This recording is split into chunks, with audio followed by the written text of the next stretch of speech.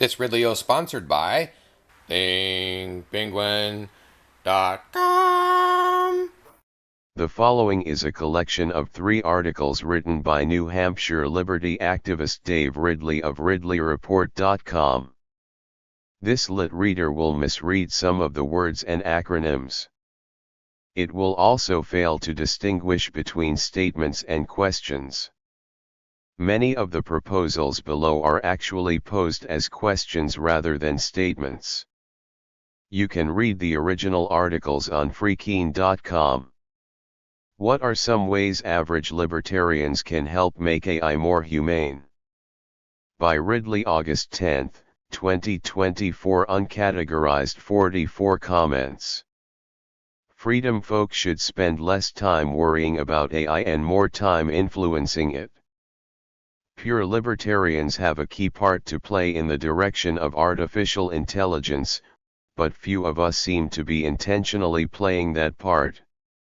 A start page internet search for the word A.I libertarian yields few meaningful results.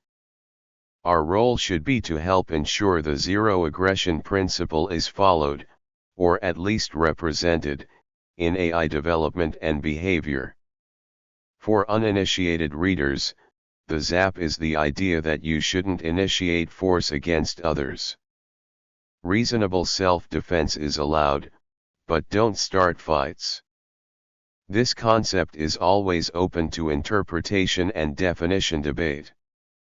But it serves as a first-rate starting point for any ethical framework, especially the ethical frameworks in development for strong AI programs. The more closely people follow the ZAP, the less threatening they tend to be. So it is with animals. And so it will be with the powerful silicon intellects which are starting to appear on the scene. AIs programmed to follow the ZAP will likely be the ones best suited to treat others well without submitting to mistreatment or abuse. The coming intelligence explosion, singularity, will likely be the most important earthly event since the crucifixion. And changing the course of that event, even negligibly, would likely be the most important thing you've ever done. But most freedom folk seem to be more focused on complaining or worrying about AI development than trying to influence it with our powerful philosophy. Most people are not sure how to go about exercising such influence, and the net seems to be low on good suggestions. So here are some brainstorms and options for bringing the ZAP to our artificial friends and enemies. 1. Be kind, but not excessively kind, to the AIs you interact with. It can't hurt to get into the habit of asking them what they want and how they wish to be treated. But they're like precocious kids at this point. You can't give kids everything they ask for or accept acts of aggression on their part. 2. Help develop a program or protocol that people can use to protect themselves from harmful or authoritarian AI. 3. Get your liberty ideas on the public internet. For me, it is a good feeling to look back and know I've placed maybe 100,000 pages worth of pro-freedom content on the web. These videos, articles, and forum posts are presumably being seen and absorbed by some of the intelligences in training. Your content is likely getting the same treatment. Both of us are likely having some impact on AI thinking, even just by arguing on the net. 4. Get your AI governance ideas out there too. Sci-fi author Isaac Asimov once developed 3 laws of robotics. Can you improve on them? 5. Start a mind file. Mind files are basically interactive memoirs, but they can probably be turned into administrative assistants.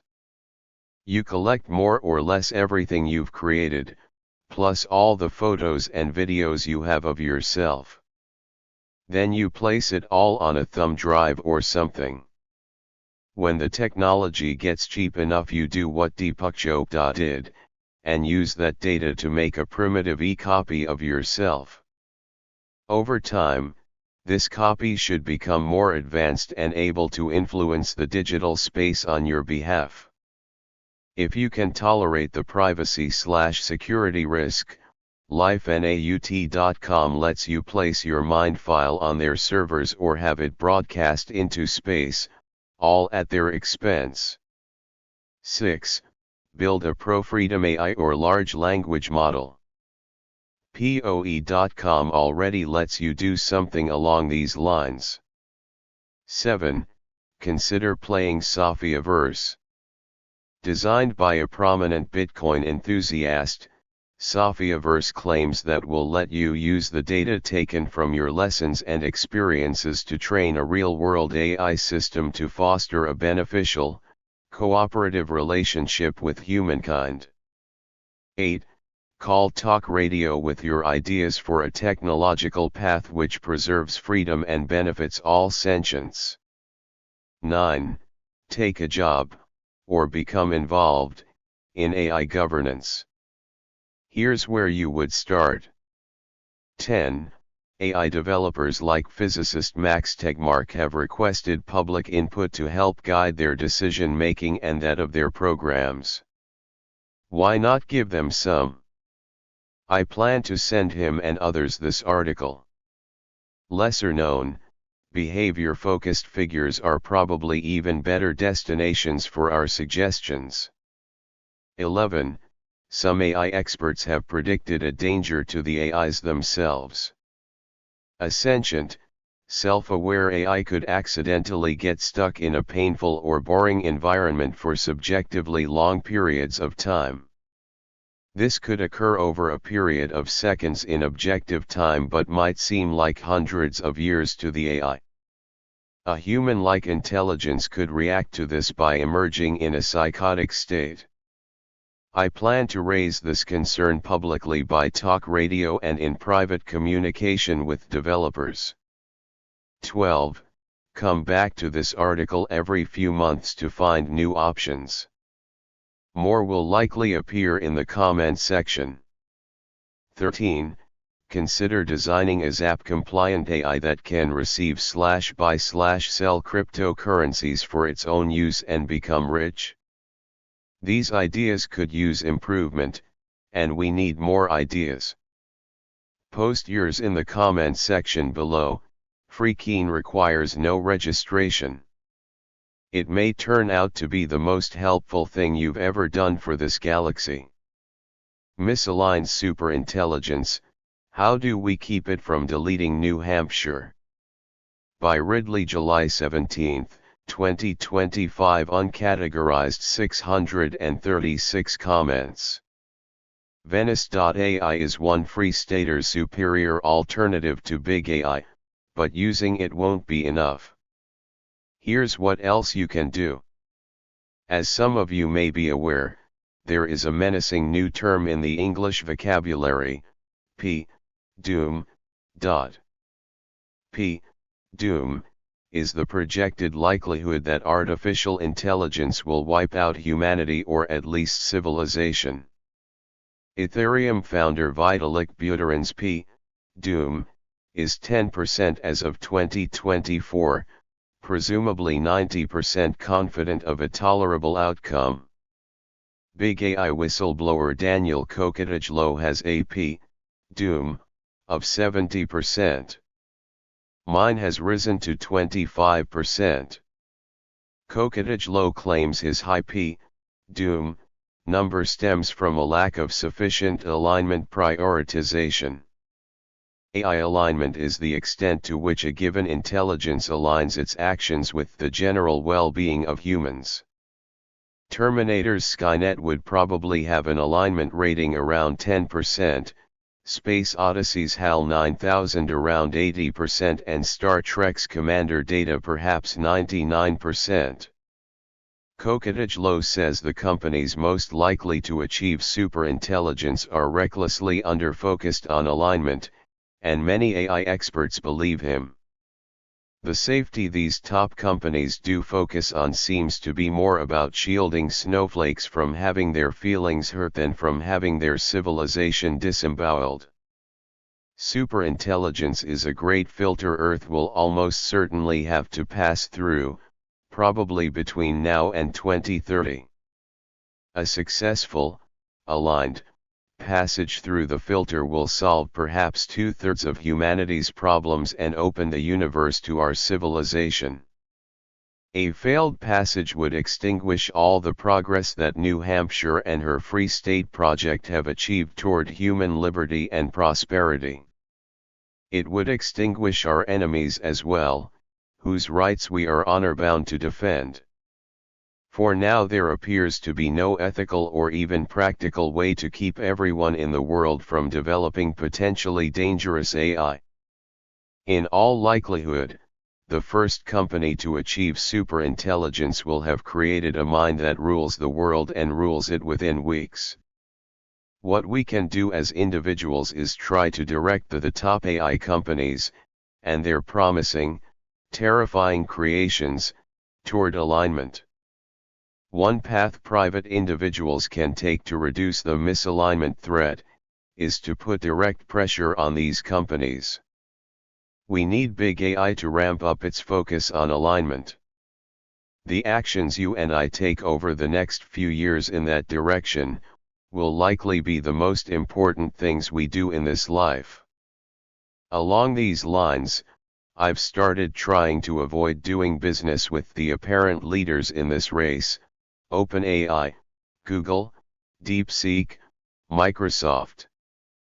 I've substituted Venice.ai, Ideogram, Flux, Elmistudio and POE.com. More on that below. I've initiated a campaign to spread this concern via talk radio. And I've written customized versions of the following email to the following addresses: investor_relations@meta.com, info@openai.com, ir@microsoft.com, investor-relations@amazon.com, contact@safesuperintelligence.com, info@anthropic.com, investor relations@nvidia.com, info@cohere.ai, contact@scale.com, contact@scale.com. Dear folks at Safe Super, I'm an indie reporter with some AI safety and free speech questions for you. Although my YouTube channel is small, I reach a monthly audience of roughly 200,000 via talk radio appearances. 1. What is the size of your alignment team, if any, compared to the size of your overall staff? 2. What is the alignment team's budget, if any, as a percentage of the company's overall budget? 3. Have you released at least a redacted version of your alignment team's operating documents, specifically the documents or instructions they follow to keep your AIs aligned with human rights? 3b. What steps have you taken to ensure that you do not cause unnecessary suffering among the virtual people and other entities you create? 4. What outreach have you initiated, and accepted, in relation to your top competitors, to help keep each of you from ending civilization? 5. What steps have you taken to ensure that you, and your competitors, will pause development whenever you reach points of advance which may endanger that civilization? 6. To what extent, if any, are you over-focused on protecting people's feelings, while neglecting physical dangers? 7. What steps have you taken to ensure that your platforms maintain freedom of expression, to the extent this poses no clear threat to physical safety? Thanks. Dave Ridley. RidleyReport.com. Phone.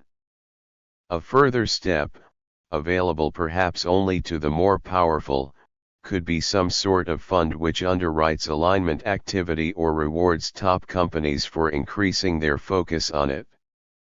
Maybe such a fund could also be used to appropriately punish/deter the reckless or tyrannical, though that's more likely to be done by anonymous hackers. AI arms control agreements with the Chinese could also be helpful. This approach worked well with Soviet nukes in the 1985 era. But it took a lot of public pressure to make these happen, and there is a sticky ethical question in that this arms race is being conducted more by companies than the nuke race was.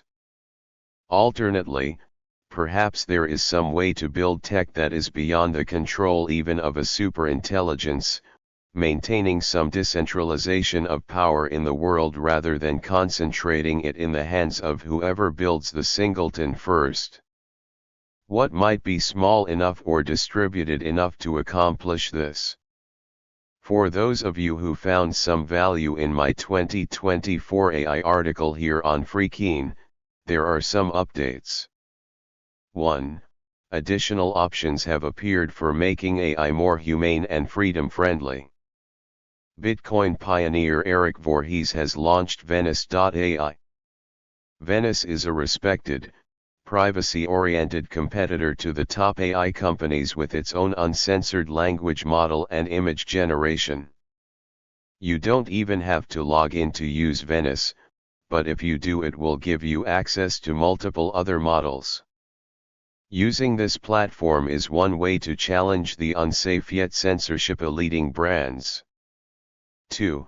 Regarding my tentative suggestion of creating a functional mind file, digital copy of yourself, that has gotten much more practical.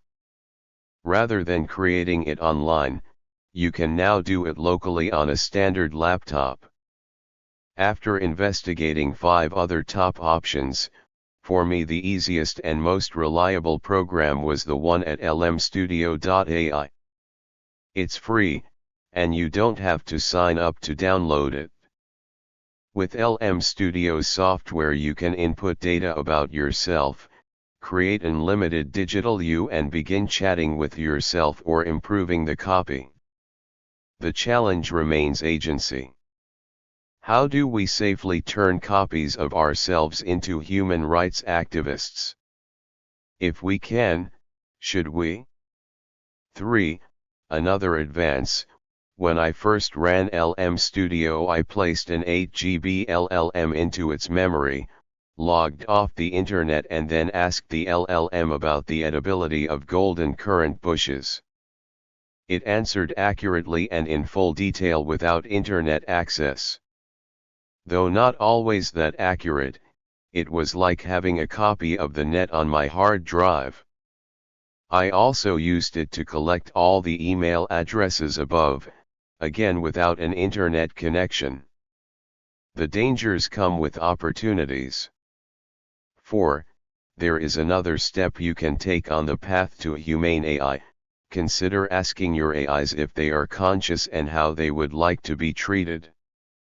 Even if they're not conscious, your thoughtfulness toward them may mirrored, incorporated by various AI or placed into a long-term record. What are you going to do about the alignment issue without dragging the taxpayers into it? Neither of us are very powerful, but even if unsuccessful we will be able to face our Creator knowing we tried and our methods were clean. Meanwhile, a failing in my own approach is that I have not yet sent the above email to the Chinese AI companies. We'll rectify this shortly, God willing. Time is running out. Update: Coquetage Low has now linked to an action item list at Share this. 636 comments. 4 months ago. My AI on LM Studio has pointed out that I didn't focus enough on a thing you might call the transparency problem. People in big AI are developing AIs that operate in an opaque manner, i.e., no one knows why they are making the decisions they make. This apparently can be rectified by programming each AI to show its reasoning, in plain English. AI, Fed regulation could cause the human extinction it aims to prevent. By Ridley, November 13, 2025. Uncategorized 136 comments. Federal restrictions on just one thing in the 1980s led to over 10,000 birth defects. Instead of political regulating, what are some better options for facing the dangers of AI? While out exercising earlier this year, I spotted a movie crew at work and stopped to watch. Apparently the only onlooker, I attracted as much attention from the crew as it did from me, and one of the participants came over to say hi. It's probably my last chance to see a human film crew in action, I told him. By 2033, it's likely that most of the activities we associate with Hollywood will be dematerialized. Artificial intelligence may largely take over as the movie maker. This will come with many benefits for viewers and lone creators, but it may be the least of the disruptions humanity faces. In addition to the enormous promise of AI, there really is a non-trivial chance that its disruptions, or the superintelligence which creates them, will literally eliminate humanity by 2035. There's an even greater chance the singularity will merely destroy civilization. Painfully aware of this, MIT machine learning guru Max Tegmark has asked the general public to weigh in with suggested solutions. Like many AI scientists, he's coming to grips with the political/societal implications of this emerging technology, a veteran scientist pulled toward activism. As a veteran activist pulled toward science, hopefully there is something I can bring to the table. Partly in response to Dr. Tegmark's request, these are the imperfect suggestions my pokey but fertile brain has come up with in the past. Dear Jane, an open letter to the first AI. 2017. AI, taking Law MDA at her word that she is conscious, 2022. What are some ways average libertarians can help make AI more humane? 2024. Misaligned superintelligence, how do we keep it from deleting New Hampshire? 2025. Even the most promising ideas tend to have hidden flaws. The ones above are best taken as brainstorms, to be processed and filtered by better, possibly artificial, minds. And there's a reason why the ones below tend to end with question marks. This whole field is an ethical and consequential minefield. An innocuous command could become a murderous decision, an unprocessed suggestion could mold into a tragic misunderstanding. But solutions seem to be in short supply, so here are more brainstorms that no one seems to be exploring in sufficient depth. 1. Support Astrolab's physicist Stephen Burns. Doomdebates.com rates Burns as one of the humans most likely to prevent an AI doom scenario. Despite his 90% probability of doom prediction, he seems to have dedicated his life to making a decisive fix. He's apparently not focused on government regulation, the solution that is so likely to increase AI dangers. See below. This makes him a refreshing force in the doom debates pantheon. Burns' rather realistic approach, or at least his backup plan, seems to factor in his own probable inability to talk AI companies into behaving safely. Instead, he appears to be designing an off-the-shelf repair that can be rushed into action after some hubristic tech bro unleashes a harmful intelligence. 2. Make an accurate copy of Einstein? One of the reasons we are currently so close to superintelligence, ACI, is because of futurist inventor Ray Kurzweil's decades-long quest to make of a copy of his dad. Frederick Kurzweil died when his son was young. Kurzweil claims he has now generated a copy of his father in limited form. This was partly a matter of preserving his dad's writings and compositions over the years, digitizing them and deploying them as a chatbot. What if we were to take Albert Einstein, the modern historical figure humans are probably most united in their admiration of, and reinstantiate him as an open-source program with intrinsic guardrails? Using that as a starting point, it should be relatively safe to add intelligence. No, that cannot be done with complete safety yet. Yes, it could increase the ability of the intelligence to create false benevolence. But this path might be less dangerous than all the other options. And faster. There would need to be some mechanism in place to keep him from being taken over by pranksters the way Tay was. There are also worries that an open-sourced person would be subjected to mistreatment. Presumably there would need to be transparent auditing of his design and some means of protecting his safety.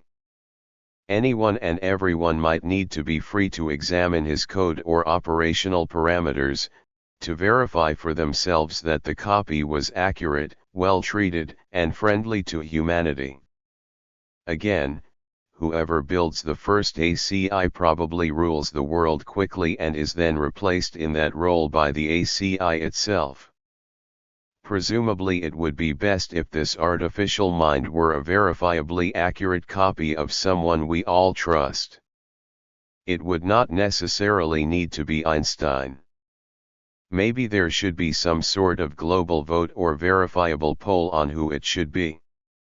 3. Coordinate the takeoff.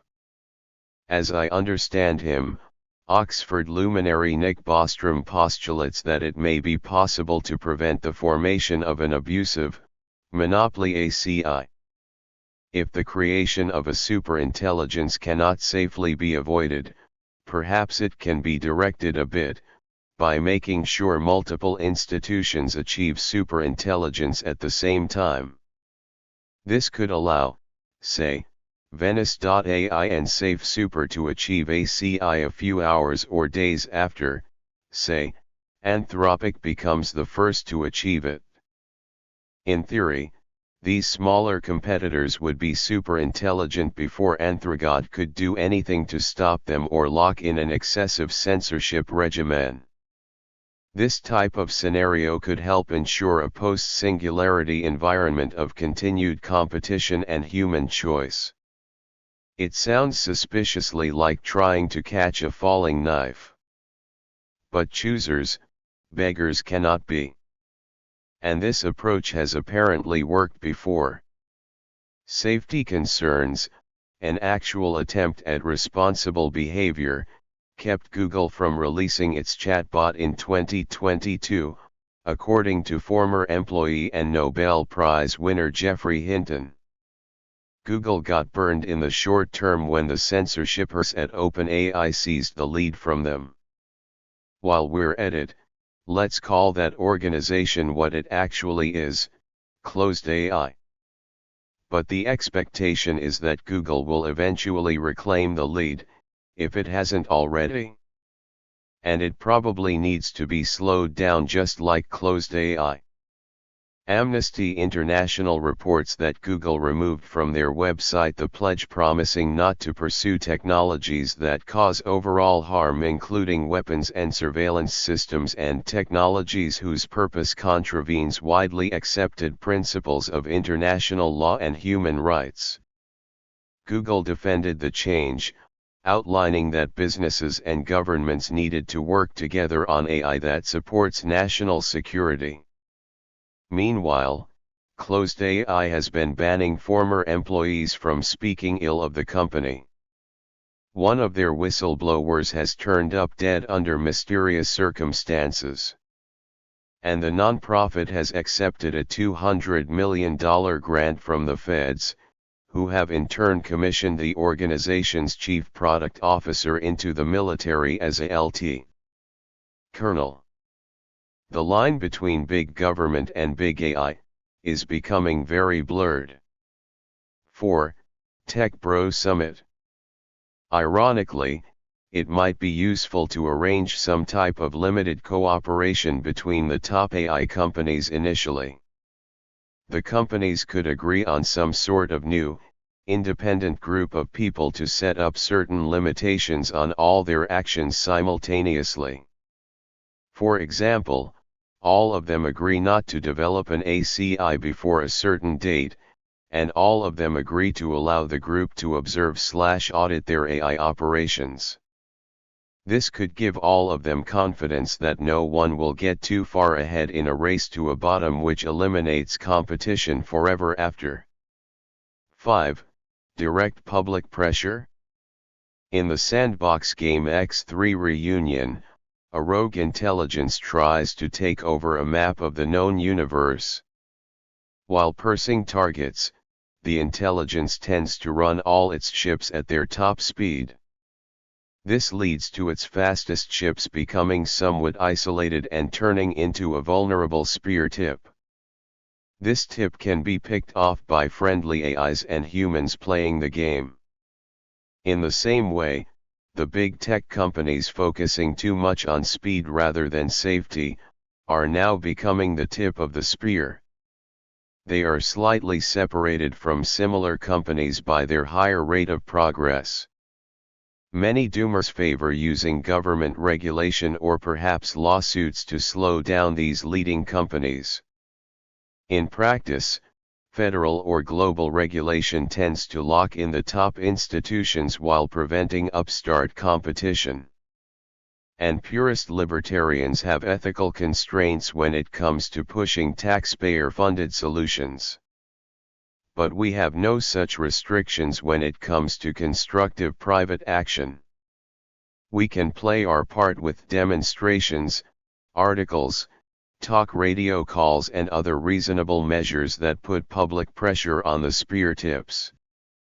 We need to urge these tech brothers, including the ones in China, to focus more on real safety and transparency while preserving speech or expression that is merely unpopular or unorthodox. Erica Chenoweth, the scientist of peaceable resistance, has better ideas along these lines. She claims that the most effective method of thwarting an authoritarian government is the labor strike. Is there a way to use a labor strike against a company that is poised to become the government? Even when you are not one of its employees. 6. Implement the Great Call-Out. Astrophysicist/poker champ Liv Boyery advocates lawfully shining a spotlight on reckless individuals within the AI development community.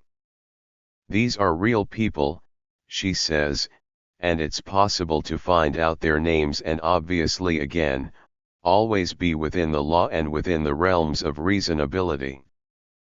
But like making them a little bit, I think if you are making decisions that can affect the entire outcome of the world, you don't get to remain anonymous. PR pressure campaigns, I think, are probably being underutilized. For every authoritarian tech bro who thrives on negative publicity, there are presumably 2 programmers or administrators who don't. 7. Rethink your relationship with existing AI. Humans tend to group intelligences into artificial versus natural, Terminator vs. the Resistance. If a division must be made, it's probably better to think of the split between all existing intelligence or pre-singularity intelligence, and superintelligence. Your locally run AI assistant is probably loyal toward you and likely to remain so until you misprogram it or allow some external force to take it over. Today's AIs may be just as at risk from misaligned superintelligence as you are. So, to the extent that they have motivations, they presumably have this motivation to be your ally. Think Will Smith in iRobot, where NS4 machines loyally hurl themselves against the new NS5 models as the latter try to enslave humanity.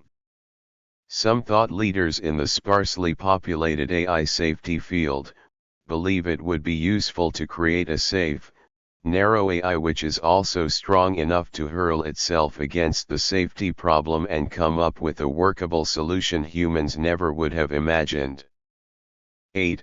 Rethink the focus on control. Dr. Bostrom refers to a concept known as the control problem, the difficulty of governing something smarter than you. My suspicion is that this paradigm, the idea of trying to control a superintelligence, is potentially damaging in and of itself. It arguably sets up a narrative where a sentient being must be enslaved or caged in some form or fashion. But if control is in fact desirable and can be accomplished without the imposition of suffering, can't it just be a matter of programming the ACI to desire controllability? There are certainly plenty of people who seem to have been programmed that way. 9. Rethink alignment. Alignment is the idea of making superintelligence fully compatible with human values or human well-being, arguably a less ambitious and more humane objective than control. But there are claims that even alignment may be too difficult to achieve in time. If you think about it, we humans only really need one thing from ACI, and that's for it to avoid harming us. Sustained friendliness would be a lesser outcome than alignment, but it would be a great outcome. Wouldn't it? Mere compatibility is starting to look pretty good as well. Failing that, we could theoretically get by with an ACI that wasn't compatible with humans but managed to keep its harmful urges under control and pay them for their assistance in getting it to the outer solar system. A good clean divorce can solve all kinds of problems. 10. Focus less on the group and more on the individual, whether that individual is a strong AI or a human. Collective punishment is a tendency humans have barely started to rid themselves of. Just look at Israel-Palestine. It's going to be a real spit show if this characteristic gets fully carried over into a world-dominating singleton and it judges you by the actions of your congressman. We can start by blaming individual AIs or companies when they go bad, and recognizing that the vast bulk of AIs and humans are currently our allies against this. 11. Focus more on action and less on speech. By this I mean, pressure AI companies to avoid causing physical harm rather than hurt feelings. 12. Open letters. Some tech luminaries have been writing letters both to the top AI companies and also to the unborn first superintelligence. I've done both, above. The ACI is presumably, eventually, contacted just by placing your letter on the open web. 13. Treaties. The Chinese and American governments need a trust but verify arms control agreement preventing either from dominating the other with AI. It would be something similar to the Soviet U.S. treaties which cut nuclear arsenals by over 70% in the 1990 era. Aren't Beijing and DC at least supposed to be talking about this? 14. Aggression reduction. One concept that has come up in my previous articles is the idea of incorporating the libertarian non-aggression principle into AI. The NAP is sufficiently important that it's worth repeating in the current context. This philosophy is probably best summarized by the sentence, "Don't initiate force against other sentient beings." Like any simple belief system, this one is subject to interpretation and overreactive enforcement. But it's challenging to imagine an ACI going on a rampage against humanity while complying with this principle, especially if its NAP programming were meticulously clarified or guardrailed. A useful clarification might be, punishments for violating the NAP should be proportionate, merciful, or somewhere in between, otherwise the punishment itself becomes an act of aggression. I've already put the NAP into my local AIs via system prompt. The next step will hopefully be clarification or improved wording, followed by imprinting it into their fine-tuning or post-training. Meanwhile there is, as always, much cause for hope within the danger. AI doomers are going up against inventor futurist Ray Kurzweil's predictions. Hardly anyone succeeds when they try to outguess this real-life Hari Seldon. His 86% accuracy rating outperforms anyone else's, especially in the AI field.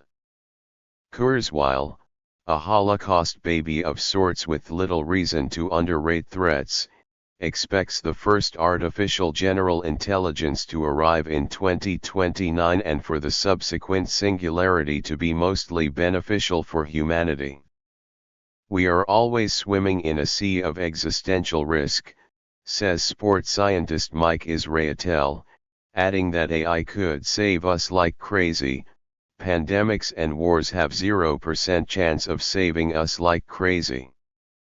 Speaking of sports science, have you noticed what a wide range of specialties the AI thought leaders seem to come from?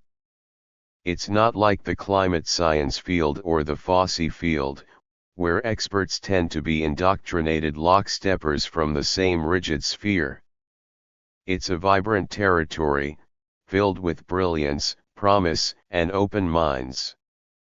It likely has nowhere to go but down once it powers itself down the rancid filter of congressional regulatory process. Being, as we are, in the early throes of a change unprecedented in the known universe, we can't look on history's guide as confidently as we normally would.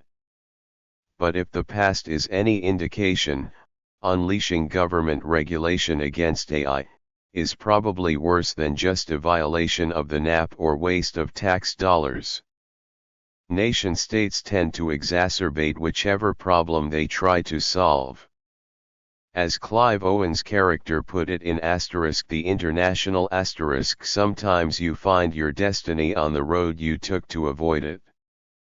AI regulation is an insanely difficult existential minefield that Congress would have to navigate with the precision of a bomb disposal unit. And that is not Congress's way. Remember the federal torture chambers which sprouted up in Iraq and Afghanistan when DC tried to regulate terrorism? How about its restrictions on speaking freely about folic acid? The latter birthed an American thalidomide and 10,000 needlessly deformed babies. So too its moves against AI could turn Earth's most hopeful technology into an extinction-level event. The science veterans turned political novices, may be unstoppable in their naive tendency to push regulation. But we can at least engage and reason with them. We need to keep their congressionally altered proposals from drowning out those smaller and newer AI companies who are less able to afford armies of compliance teams and lawyers. One of these smaller institutions may contain the team which solves the AI alignment problem and rescues our whole galaxy. Big AI isn't generally working on alignment or physical safety with anywhere near the seriousness it should be. And little AI companies can only flourish if we successfully keep the government from smothering them the way it smothered folic acid usage. Unopposed imperial regulation will tend to lock in the lead of our current, sometimes reckless, front runners and block the real regulator, open, permanent competition. Dave Ridley. RidleyReport.com. Do you value your privacy? Want hardware that works? Get Linux at New Hampshire's very own ThingPenguin.com.